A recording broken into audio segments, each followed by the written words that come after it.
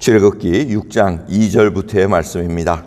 하나님이 모세에게 말씀하여 가라사대 나는 여호와로라.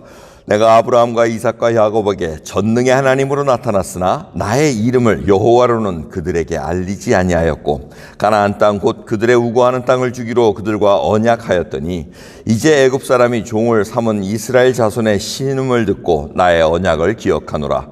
그러므로 이스라엘 자손에게 말하기를 나는 여호와라. 내가 애굽 사람의 무거운 짐 밑에서 너희를 빼어내며 그 고역에서 너희를 건지며 편팔과 큰 재앙으로 너희를 구속하여 너희로 내 백성을 삼고 나는 너희 하나님이 되리니 나는 애굽 사람의 무거운 짐 밑에서 너희를 빼어낸 너희 하나님 여호와인 줄 너희가 알지라.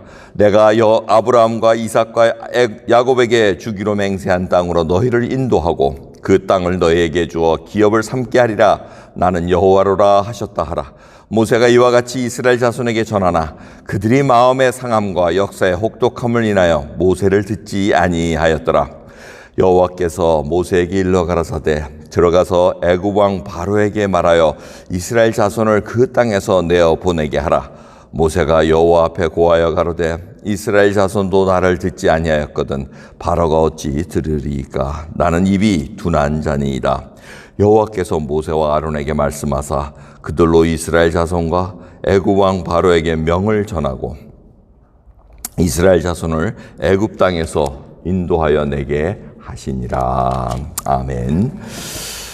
계속해서 오늘 이스라엘 백성들이 너무나 마음이 상해가지고 지금 하나님 앞에 순종하지 않는 그런 배경을 지금 갖고 있습니다. 그래서 모세가 하나님 앞에 토해냈습니다. 하나님께서 이제 또 설명을 합니다. 자세하게 모세에게 지금 아브라함, 이삭, 야곱에게는 내가 전능한 하나님으로 나타났으나 여호와 하나님으로는 알려주진 않았다. 뭐 이름을 안 알려주지 않았다는 게 아니고 그러한 분으로 완전히 보여주질 않았다는 그 뜻입니다.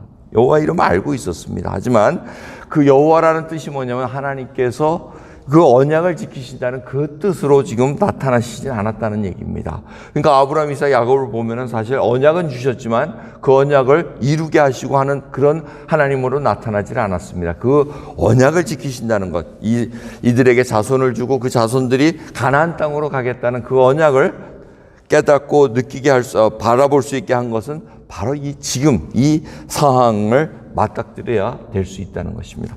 근데 그것을 5절을 보시면 기억했다고 얘기하십니다. 이 자카르라는 히브리 단어는 표시하다라는 뜻입니다. 이게 하나님께서 새까맣게 까먹고 있다가 그 약속 생각났네 하고 기억을 냈다는 그 뜻이 아니고 그것이 이루어질 수 있고 하나님의 언약이 도래할 수 있는 그때가 이루어졌다는 겁니다. 근데 그때가 어느 때입니까? 보시면 아브라함에게 약속한 게 가나안 땅의 죄악이 관영치 아니했다고 합니다. 그 관영했다는 것은 measure 이렇게 꽉 찼다는 겁니다. 그 가나안 땅의 죄악들이 하나님으로 알게 하는 그 모든 상황들이 이루어졌음에도 불구하고 그들이 악한 행함들이 엄청나게 지금 하나님 보시기에 이제는 징벌할 때가 됐다. 심판할 때가 됐다는 그때가 됐기 때문에 그때와 애굽 밑에서 이스라엘 백성들이 죄악, 고역을 당하고 막 힘들 때가 막 이제 같이 올라가고 있는 때입니다. 그래서 그들을 구원해냈고 구속해내가지고 이 가나안 땅을 징벌하는 데 사용하시겠다는 겁니다. 그래서 그 때가 지금 일어나서 도래할 때가 됐다. 그래서 기억하노라 하고 이제 그 때가 됐다고 얘기를 하십니다. 여러분 우리가 항상 알아야 됩니다. 우리는 우리 때에 맞춰서 하면 하나님 이때가 바로 하나님이 원하시고 하나님의 영광 받으실 때가 아니겠습니까 하고 내가 제일 좋을 때가 아니겠습니까 생각하지만 하나님 보시기엔 그렇지 않다는 겁니다. 우리가 그렇게 힘이 들고 막 그냥 엄청난 프레스를 받을 때 그때가 바로 지금 하나님께서 약속하신 것을 이루어질 때가 가까워왔다는 것을 우리가 알고 인내하며 견뎌내야 된다는 겁니다. 그러한 때가 지금 하나님께서 세세하게 지금 모세에게 설명을 하고 있다는 겁니다. 하나님이 얼마나 가까워하시겠습니까? 지금 대화를 하면서 설명을 하고 이해시키려니 참 가까워하시겠죠. 그러면서 또 하나님께서 새로운 말씀을 하시면 6절을 보면 너희를 구속해내겠다 그럽니다. 이 구속, redeemer 이렇게 써있죠. redeem 시키겠다고. 가알이라는 단어 고엘 사상입니다. 이거는 하나님께서 굉장히 아끼는 그런 마음으로 알려주고 있어요. 가장 가까운 친족이 무르다. 대신 갚아주다, 사주다, 뭐 이런 뜻을 갖고 있는 그런 아주 중요한 단어입니다. 고엘, 여러분들 벌써 다 알고 계실 겁니다. 이 고엘로 나타나시겠다는, 이 바로 예수님이 우리의 가장 가까운 자로서, 친족으로서 우리의 죄값을 대신해 주시겠다는 얘기입니다. 이스라엘 백성들 스스로 구원해낼 수가 없다는 겁니다. 그 죄악 가운데 자기네들이 뭐 어떻게 바로 밑에서 구원해내겠습니다 하고 나와봐야 그 죽기만 하지 나올 수가 없습니다. 누군가가 대신 물러줘야 되는데 그게 하나님께서 고엘로 나타나 주시겠다는 겁니다. 그것을 지금 모세를 통해서 설명을 해주고 있습니다.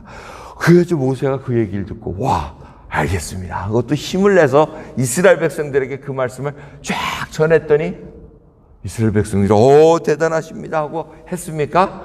믿지 않아. 보시면 어떻게 합니까? 9절 보시면은 그들의 마음의 상함과 역사의 혹독함을 인하여 모세를 듣지 아니하였더라고 얘기합니다.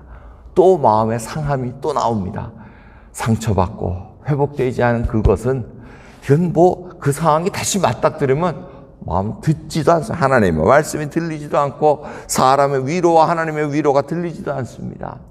그러니 모세가 또 낙담합니다.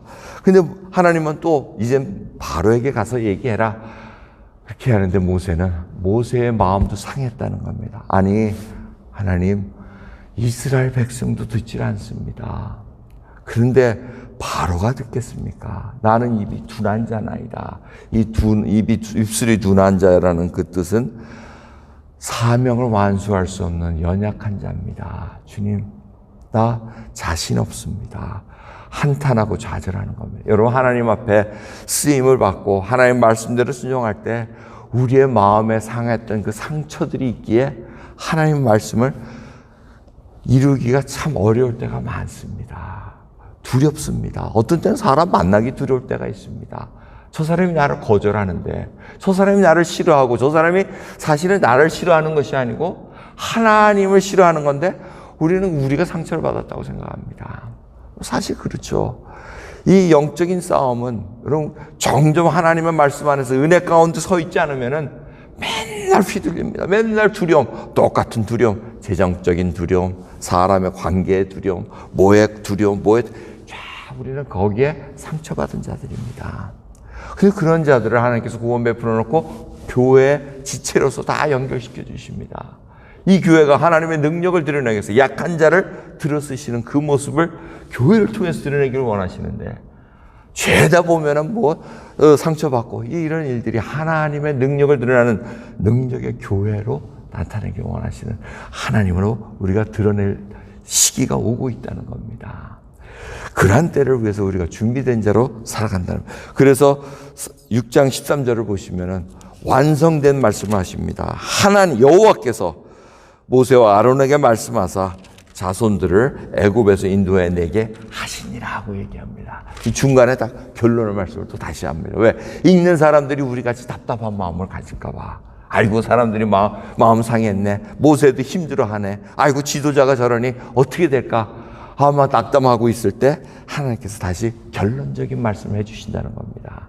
하나님께서 이끌어 주셨다. 하나님께서 인도해 내셨다. 이것이 모든 것을 정리해 버립니다. 여러분 어떻습니까? 하나님께서 인도해 내시고 하나님께서 하신다는 그 믿음이 우리에게 지금 보입니까?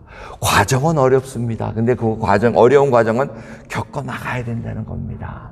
승리는 분명히 보장되어 있습니다. 하나님께서 하신다 그러면 분명히 이루십니다. 근데 그 과정은 우리가 걸어가야 될 길이기 때문에 아무리 그 길이 가시밭길이고 아무리 그것이 사망의 음침한 골짜기라도 그 사망은 겨우 그림자에 불과합니다. 그걸 우리가 지나가야 된다는 겁니다. 그러면서 주님만을 바라보고 주님의 지팡이와 막대기가 나를 안위하시나이다. 그리고 이 하나님께서 이제 원수에 둘러싸인 그곳에 상을 베푸시고 우리의 머리에 기름을 부으셨으니 내 잔이 넘치나이다 라는 고백이 나올 수밖에 없다는 겁니다. 여러분 어떠십니까? 그 기름 부음이 우리의 머리 흐름으로 통해 가지고 쫙 넘치고 있습니까? 치유의 기름, 능력의 기름이 우리로 하여금 모든 것을 적시고 일어나게 해야 된다는 그 하나님을 우리가 경험하고 있습니까? 기도하겠습니다. 하나님 감사합니다. 오늘도 이 새벽 정말 능력의 하나님, 언약을 지키시는 하나님으로 우리가 경험하고 있나이다.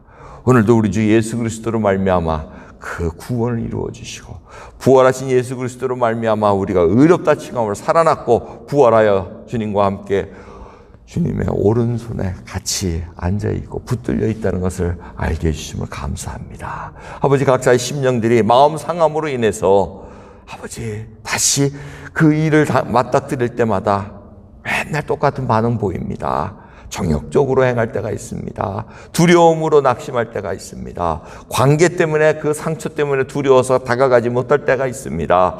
아버지, 오늘 이 말씀을 통해서 다시 한번 전능하시고 야훼 하나님 언약을 지키시고 미쁘신 변치 않는 주님 앞에 다시 한번 쓸 수 있는 저희들로 인도해 주옵소서. 감사드리며 우리 주 예수 그리스도의 이름으로 기도드리옵나이다. 아멘.